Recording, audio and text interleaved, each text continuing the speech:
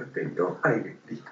Estamos en el aire, Susana. Bueno, y estamos, buenas tardes a todos, buenos días, buenas noches, todo depende en donde esté, del lugar que Como el esté. tiempo es relativo, todo es relativo. En este caso podría ser, no siempre. Pero aquí estamos a la vuelta de la esquina, o estamos en una esquina. Yo le estaba preguntando a él, concretamente, cómo estamos respecto de la esquina. ¿Cómo sería? El edificio está en la esquina, la entrada está a la vuelta de la esquina. Y hay una cochera que está en la esquina. Ah, bueno. Y las otras cocheras están a la vuelta de la esquina. Bueno, entonces, pero nosotros estamos a la vuelta de la esquina. Así que bueno, yo les agradezco a todos por los comentarios, también por contemplar mi demora en subir la nota, pero bueno, tenía otra idea más relacionada con otro tipo de cuestiones en realidad, incluso más alentadora, pero a raíz de este incidente con el que comienzo a hablar en la nota, dije, bueno, voy a tener que quise incluir alguna cuestión de la realidad.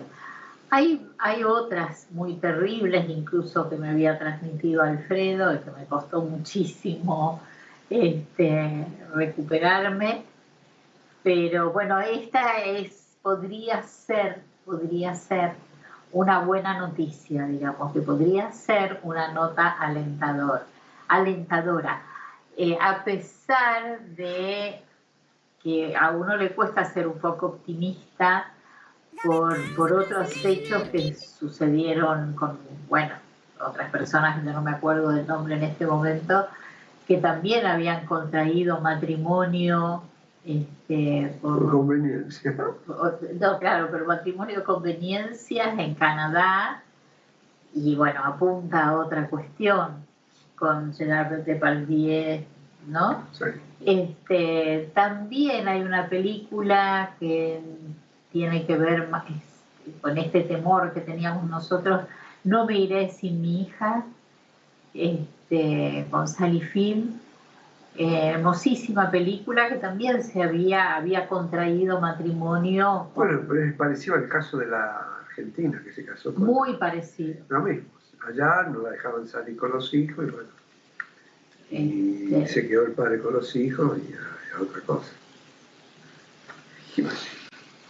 Y así. Bueno, pero esperemos que respecto de este acontecimiento vía internet, o sea, que tuvo que ver con eso, con esta, bueno, realmente por esta cuestión de la cuarentena, muchos no pudieron encontrarse ni de esta ni de ninguna manera, o sea que para los adolescentes, y no solo para los adolescentes, fue toda la cuestión del encierro, el aislamiento fue como muy fuerte, demasiado tiempo por otra parte, pero esta persona le encontró como una salida interesante. Bueno, además está en los diarios, lo pueden leer.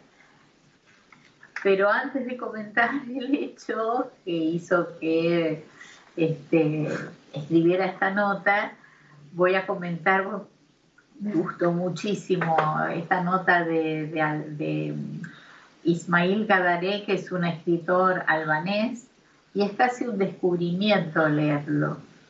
Esto del descubrimiento además me encanta, después les voy a comentar por qué.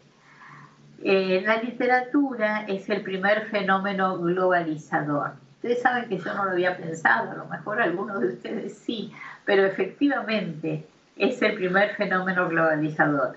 Ya sé que el concepto de la globalización se maneja ahora como un descubrimiento, pero solo hace falta leer a Esquilo, obvio, o a Shakespeare, por citar dos ejemplos para darse cuenta de que la literatura, el teatro, son el vehículo para hablar del hombre y de sus incertidumbres y de sus escapatorias.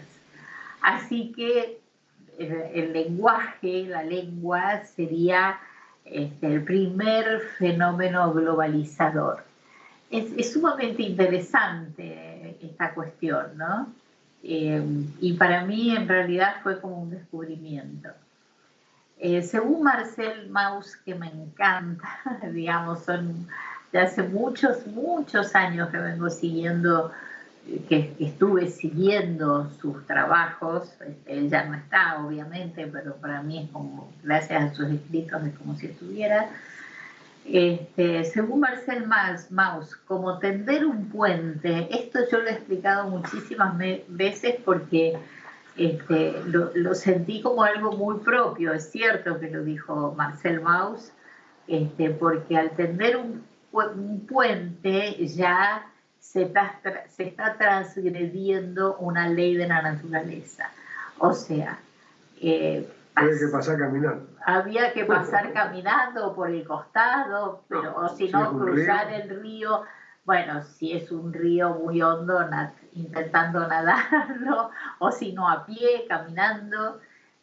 Pero esto de montar, de subir un puente, y de ahí viene la palabra pontífice, ¿no? Porque era quien estaba, o sea, viene de puente, o sea, el pontífice era el que mediaba entre los hombres y los dioses. Yo acá debo haber puesto entre los hombres y Dios. Pero en ese momento, además en que había que hacer todo esto para evitar que los dioses de la naturaleza se enojen y que caigan desgracias sobre los pueblos, entonces, como era importantísimo hacer un puente en caso de que se lo hiciera, había que intermediar y pedir perdón, digamos, intermediar entre el hombre y los dioses que estaban ahí amenazantes de alguna manera. Así que esta es una cuestión que la tomé de Marcel Mauss y que vuelvo a tomarla ahora. Y vuelvo a tomar esto de los pontífices, porque eran los que establecían, ahí mediaban, ¿no? Cuando hacían un puente y mediaban entre los dioses y los humanos. A su vez, yo tengo grabado en mi memoria, porque generalmente este cuento hasídico, que quiero volver a compartirlo y que con todos, y es que cuando Dios ordenó construir un arca, se sirvió de la palabra Teba, que quiere decir arca y que quiere decir palabra. O sea, el mensaje fue el mensaje para Noé y para todos, que será por vía de la palabra como te salvarás del diluvio. Así que realmente muchos nos tomamos de la palabra para salvarnos del diluvio, otros provocarían un diluvio. O sea, las palabras no son inocentes en sí mismas, sino es cómo se articula una con la otra, y esto lo hemos trabajado un montón de veces, porque el significante insiste, dije en otras oportunidades, pero no consiste, o sea, solo puede consistir articulándose con otros significantes. ¿Ibas a decir algo? No, seguía la línea. La lectura, y ahí había el tema del arca. La historia narra una historia de que hay una arca que se inunda todo, pero vos, como la palabra esa tiene un doble significado, lo tomás para el lado de la palabra, que es lo que diferencia el sujeto humano del animal, claro. Incluso el lenguaje. El lenguaje. Entonces, con el lenguaje, pues está diciendo, con el lenguaje nos vamos a salvar, y eso es lo que interpretamos, y debemos suponer que los que escribieron eso también entendían eso. Al menos tenían alguna interpretación, esa idea. Sí. Después hubo otras cuestiones, como por ejemplo la Torre de Babel, que bueno, todos querían llegar a la altura en que está Dios, o sea, todos querían ser como Dios. Esto ya lo hemos visto también referido a otra cuestión, al golem, ¿no? Cuando se crea el golem, que tenía la creación del golem, fue como tratar de hacer un sujeto humano como el que había hecho Dios. Pero bueno, también en la Biblia tenemos, porque es sumamente interesante leer todas estas historias, porque dan cuenta mucho de lo que pasa en el psiquismo humano, o lo que pasa entre nosotros, o en la convivencia, o en la vida diaria, pero ya cuando se escriben estos textos sagrados, que así los llama también Freud, van dando cuenta de que esta gente pensaba también en esos términos. Pensaban en estos términos, tal cual. A mí me sorprende, por ejemplo, cada vez que leo Rashi, yo quedo fascinada, porque es un comentarista bíblico del año 1100. Vos el otro día dijiste, vos no sé, todo. Ese tema no lo habías tomado. No, 1100, sí, 1100, pero realmente parece un psicoanalista de la más alta escuela. Por las interpretaciones. Por la traducción más adecuada de ciertas cuestiones bíblicas, como por ejemplo, el parirás con dolor, el término en hebreo tiene que ver con pena, y lo que interpreta es la pena de la separación, lo que interpreta Rashi, ¿no? Que de la misma manera en que Dios dio a luz a sus hijos, y los hijos partirán y harán su propia vida, bueno, fue esta cosa de corte que ya lo había sentido de alguna manera, lo digo metafóricamente, lo había sentido Eva. Cada vez que digo Eva, además, y tengo muchas amigas Eva, amigas en Facebook, y siempre pienso en Jai, ¿no? Que quiere decir vida. Así que a todas las Evas les deseo mucha vida y mucha felicidad en la vida, ¿no? Y me encanta lo que van comentando también, prácticamente todas de acá, de España, de cualquier lugar donde estén.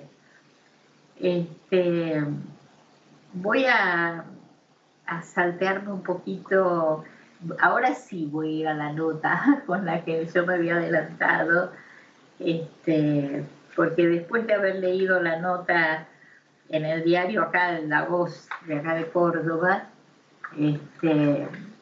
ahí, bueno, el artículo narraba en realidad, que Romina Acosta, cordobesa también oriunda de San Francisco, había conocido a un joven marroquí con quien había chateado por WhatsApp durante 10 meses. Ambos se enamoraron y decidieron casarse legalmente por Zoom. Comentó también que lo había conocido a través de un amigo en común, también marroquí. Él no sabía hablar mucho español y yo sabía hablar un poco de árabe, porque me gusta mucho la cultura árabe y la religión. Dijo además que investigó bastante antes de dar el sí, y que fue él quien le propusiera matrimonio, y agregó que el celular, la videollamada, los hizo acercarse. O sea, el hombre, este sujeto, vendría en el 2022 para conocerla personalmente.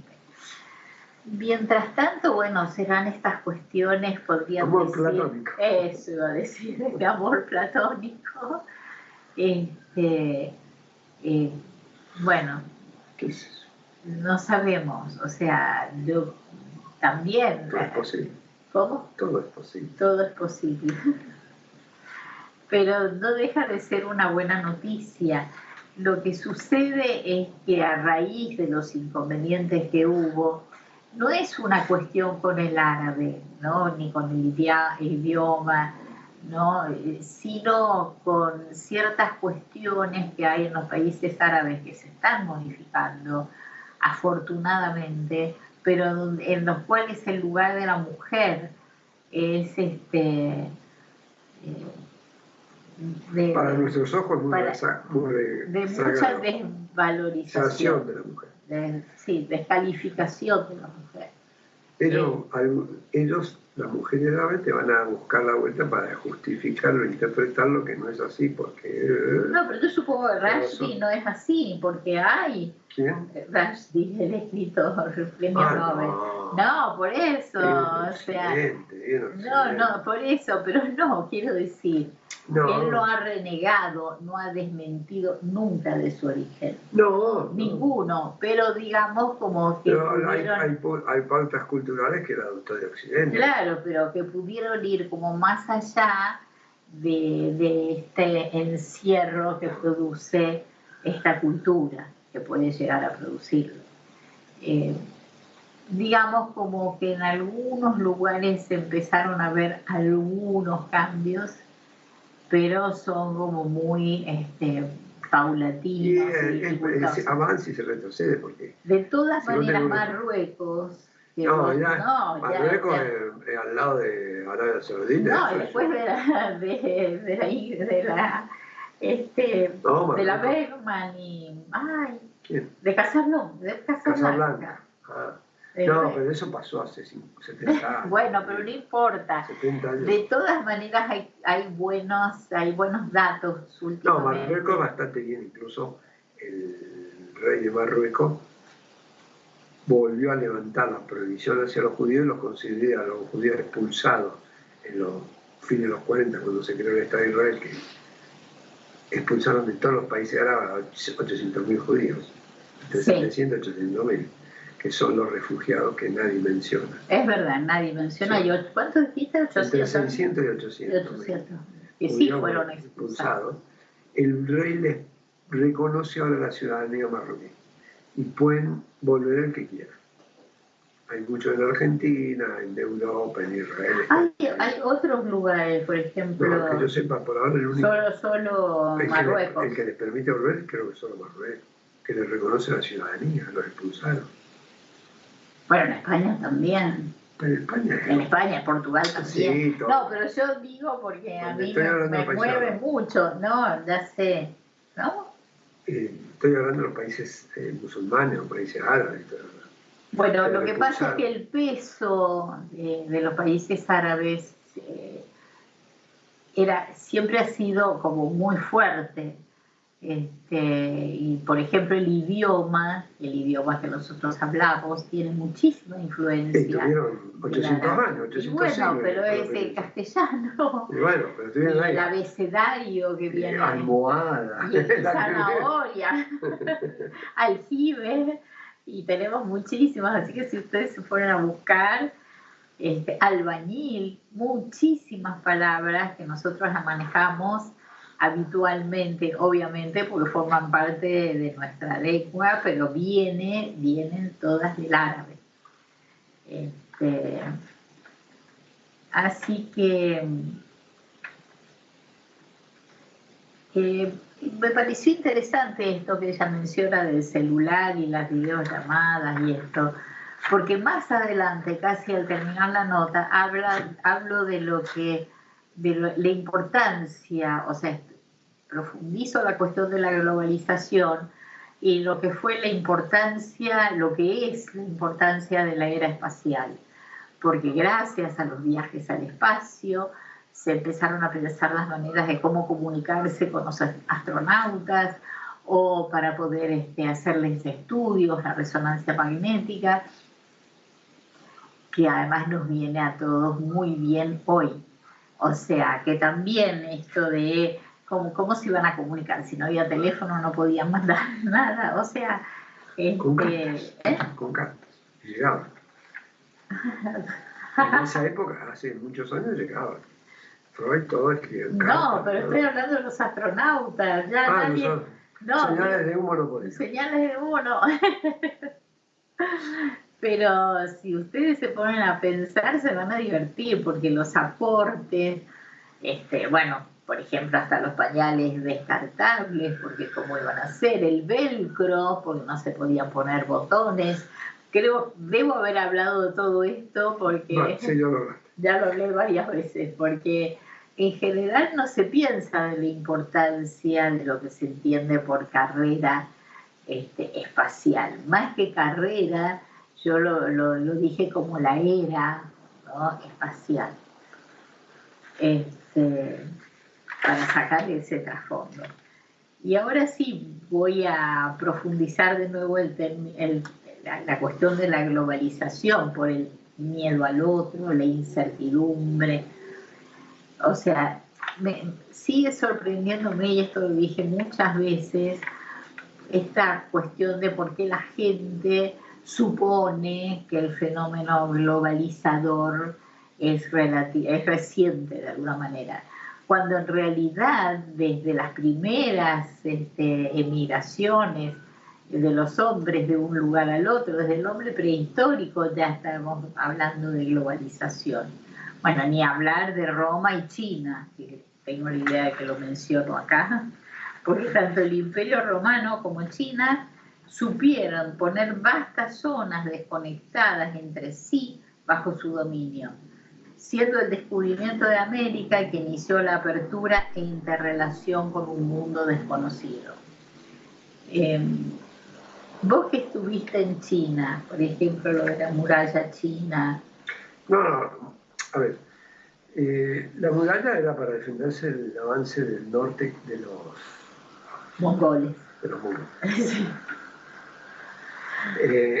Y como tenían la paciencia del tiempo, la paciencia infinita del emperador, no un cacho, cuánto demoraran, tardaron más de un emperador, porque tardaron unos cuantos siglos. Bueno, pero hubo un emperador que yo ya les comenté, que me habló mi padre, además me dio un libro para que lo leyera, y me sorprendió, yo debo haber tenido, no sé, 10, 11 años, cuando el rey le dice, y no me acuerdo el nombre del rey, el emperador, perdón. Le dice al que construye, le dice al que construye, entonces el que va a construir le dice, pero que es imposible.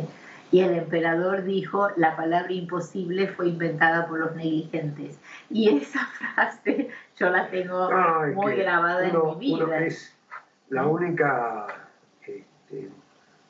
maravilla que se ve desde arriba del aire.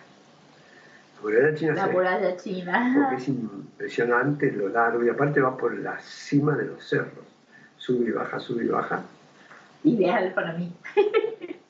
Impresionante. Es una línea blanca que se ve por la piedra. No, pero además se pueden ir con caballos, se puede ir con los carros. Sí, hay distancias donde se puede ir, hay otras, después hay miradores, entonces eso interrumpe, hay un pasillo, pero mucho se puede ir por arriba de la cosa, y porque era un sistema de defensa de comunicación, una calle. Eso lo hizo para defenderse de tribus y no tener que poner un soldado al lado de otro, por más que hubiera muchos millones de habitantes, no tenían para poner uno al lado de otro. Entonces las tropas iban por arriba corriendo rápido y los otros tenían que ir, el enemigo, los mongoles en este caso, movilizarse a través de la montaña, los árboles, los bosques, demoraban 10 veces más de lo que demoraba el otro, y el desgaste era más grande. Pero la cuestión es que se hizo. La cuestión es que se hizo, y así como se hizo eso, se hicieron las pirámides de Egipto, se hicieron montones de cosas. Y el término globalización... Yo estaba pensando en los jardines colgantes de Babilonia, que vos el otro día me habías comentado acerca de cómo habían manejado el agua para tener esa vegetación. No, esa vegetación no, y ahora han descubierto que ahí en Irán, Persia, ¿no? En Persia, sí. En Persia. Que es, no, Babilonia era Irak, lo que es Irak. Irak. Está entre el Tigre y lo que ahora han descubierto en toda esa zona, que hay construcciones de 2000 años que tienen un sistema de aireación que favorece, que ponen arriba como unas torres donde entra el aire, se filtra el aire y va por hacia abajo, donde está la casa, el departamento, con ventanales, y hace circular el aire, y afuera hace un calor que es 45 grados, el desierto, y adentro está fresco. Entonces ese sistema de entre paréntesis, de acondicionador de aire. ¿De aire acondicionado? Sí, de aire acondicionado, sí. Que es natural, porque no es como construyen las casas, es lo que piensan que van a empezar a usar ahora. ¿En serio? Sí, porque es muy, muy ingenioso. Pusieron torres que el viento pasa, y pusieron como filtros, pequeñas ranuras, entonces pasa el viento y deja la tierra afuera y deja el calor, no sé cómo hacen, para que deje el calor y entre el aire fresco. ¿Pero dónde van a empezar a construir? Y en todos los lugares del mundo donde hace mucho calor, las construcciones, en vez de tener que estar gastando energía en aire acondicionado, construir de esa forma y no necesitas tanto aire acondicionado. No solo un ahorro de energía, sino un tema ecológico. Claro. Es natural. Bueno, toda esa transmisión de conocimiento, como de la construcción, de todo esto, se logra por la globalización, ayuda a todo eso. El mundo no sería lo que es si no fuera por la globalización. Porque si bien hay muchas cosas que empeoraron, hay otras que mejoraron. La principal de todas es que el hombre vive muchos más años que antes. Y vive mejor, claro. Vive mejor que antes, que hace 100 años, que hace 200, que hace 1000. Ahora, cuando vos estás hablando, vuelvo a la Gran Muralla China, el primer lugar donde quiso ir, que le pidió a su papá, Dylan, nuestro nieto mayor. Sí, fue a la muralla. Sí, claro. Claro. Fue ir a conocer la muralla china. Sí, es que de Beijing está a 40 kilómetros, hay un tramo a la muralla. La muralla tiene 1700 kilómetros, creo, de largo, pero hay partes donde fue destruida porque se fue destruida, pero hay tramos. La parte, no sé si lo han condicionado, pero está muy bien. La parte que está cerca de 40 kilómetros de Beijing, es espectacular. Vos la mirás, te parás en una parte donde te llevan y vos ves los cerros y ves una línea blanca que sube y baja y va siguiendo el tramo del rey. Se te pierde la vista, vos estás viendo 7, 8, 10 kilómetros de distancia y ves la muralla. No podés creer, qué maravilla, no podés creer que eso es tan grande, tan grande. Pero es así, se hacía con otros métodos de esclavos, toda la historia, pero eso ha sido el avance de la humanidad.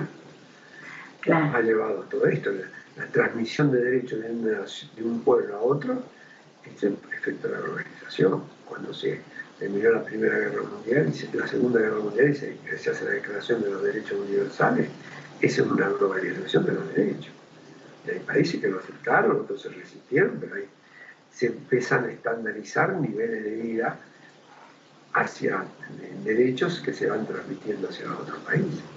Hay culturas que se resisten, pero bueno, la presión internacional nos obliga, como en este caso del trato de las mujeres en ciertos países árabes, y bueno, en Marruecos pareciera que no es así, es mucho más abierto, permitió al rey de Marruecos que vuelvan todos los judíos, y sí que es abierto esa persona. Bueno, vos tenés tu cuñado era de Marruecos, y sí, tus sobrinos ahora tienen pasaporte. Creo que sí, que van a sacar pasaporte. No, ya lo tienen. Ah, ya lo tienen. Sí. Sacan el pasaporte español. Pero sacaron el pasaporte español. Sí, porque los marroquíes estaban muy unidos. Sí, sí. Ah, maravilloso. Ya estoy viajando antes de viajar. Bueno, tenemos que interrumpir. Gustavo, le cedemos la palabra, el control 2 minutos, por favor. Gracias, Gus.